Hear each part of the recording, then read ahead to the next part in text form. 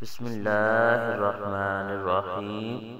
ہمارے چینل کو دیکھنے اور سننے والوں محترم بہنوں اور بھائیوں، السلام علیکم ورحمۃ اللہ وبرکاتہ۔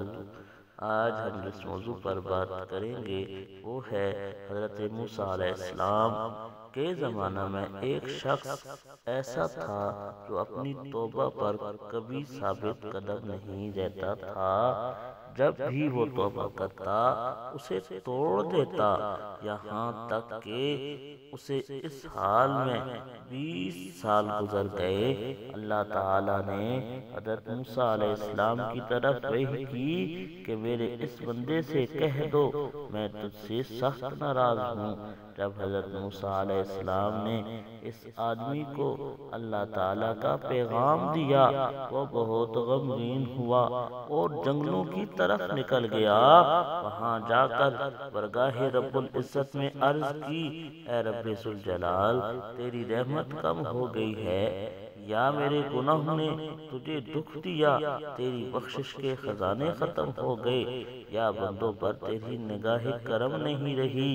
تیرے عفو درگزر سے کون سا گناہ بڑا ہے؟ تو کریم ہے، میں بخیل ہوں۔ کیا میرا بخل تیرے کرم پر غالب آ گیا ہے؟ اگر تو نے اپنے بندوں کو اپنی رحمت سے محروم کر دیا تو وہ کس کے دروازے پر جائیں گے؟ اگر تو نے دھتکار دیا تو وہ کہاں جائیں گے؟